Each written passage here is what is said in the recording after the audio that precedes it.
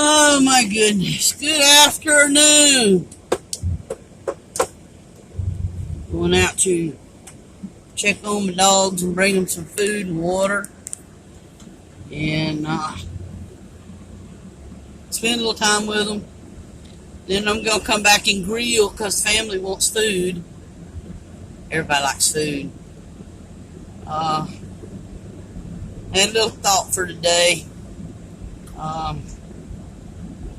We're living in unsure times, a time where there's going to be food shortages, and there's already money shortages because a lot of people are not working. Government's giving a stimulus. Many have not gotten it. I know I've not gotten one. No guarantee that I will get one. No guarantee that you will get one. Having a little trouble with my truck, so hang on a minute. Dad and Kevin and neighbors been working on it. Trying to get it running right. It's having some issues. Been in and out of the shop for the last 2 or 3 weeks. I could use that stimulus. Anyway, moving right along. My thought today was about love. What it would truly mean to have somebody love you that would love you with everything they had, even unto the very end of their kingdom. Do we truly know what that is? The Bible says, "For God so loved the world, He gave His only begotten Son." Now, that being said, I don't have any biological children. I've helped raise other people's children. I've babysat. When I lived in Tennessee, we had a little boy that we kept from the time he was about, 5, 6, 7 months to the time he was about 7, 8 years old. And that little boy was the apple of my eye. I done lots of things with him. We took him places, took him picnics, and last thing I did for him before his biological mother showed up and decided she wanted to take him, I took him to a jewelry shop and I bought him a gold necklace. It was 18 karat gold necklace with an 18 karat gold pendant. And on the back of it, it said, "I am a child of God." And I gave that to him, and I told him, I said, "This is for you. Don't ever let no one take it away from you. This is yours. This is to remind you of everything that Angie has taught you, everything I've taught you about God and God's Word. Never forget that you're a child of God, that you belong to God. Don't ever forget that." And he was so proud of that pendant, so proud of that necklace. I don't know if he still got it. I do know where the boy is. I do know the boy's going to college, or was going to college. He may be graduating by now. He will be a basketball coach. But what does it mean to love someone unconditionally and you love them with everything you have? God so loved. He loved so much that He gave His only Son. His only. We're all grafted in. We're all adopted. We're not God's biological blood. We have His DNA coursing through us because of Jesus. But we're not biological sons and daughters of God. We are adopted. We are grafted in.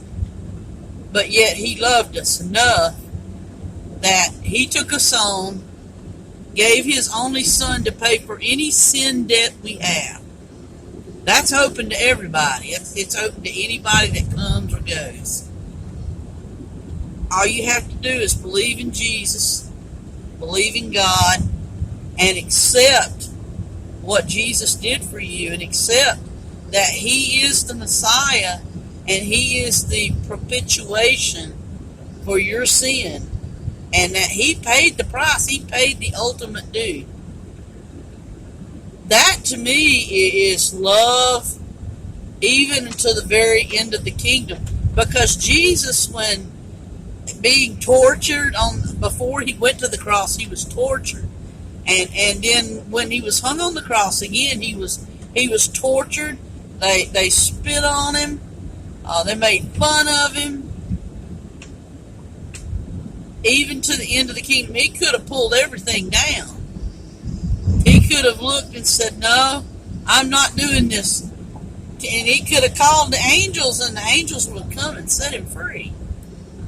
I mean, the angels were at his disposal. They were listening. He was the Son of God. He could have went free. He didn't have to do anything he did. But he didn't do that. For you and for me, he died. He gave up his entire kingdom.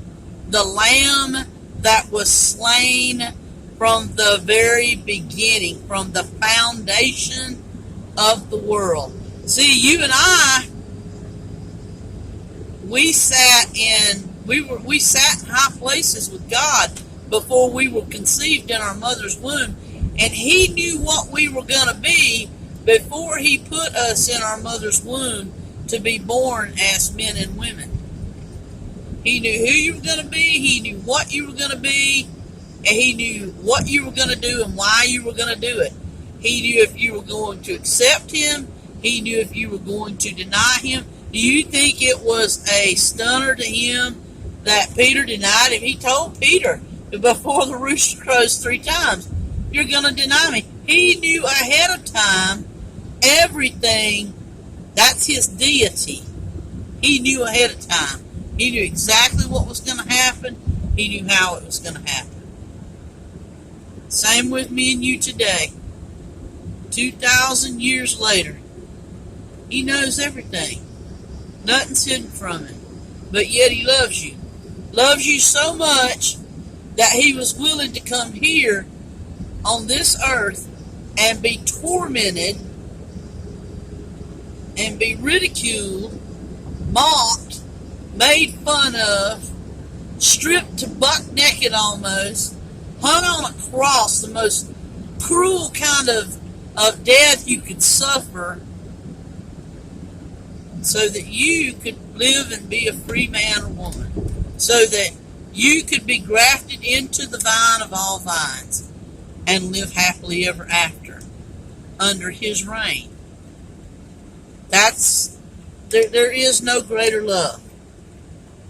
And when he comes back for his bride, and I believe that's getting pretty close, from what I'm studying, what I'm reading, and what I'm looking at, I believe we're so close to the coming of Jesus. No, I don't know the hour, I don't know the minute, the second, the very moment, but I believe that we're not far from that.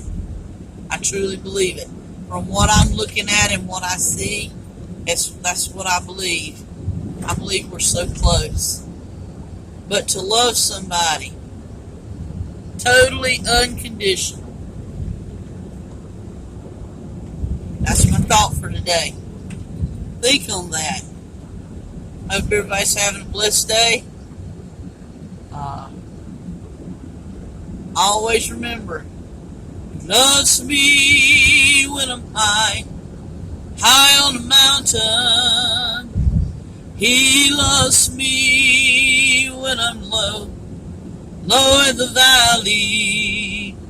It doesn't matter where I am, if I'm up or if I'm down. Jesus' love watches over me.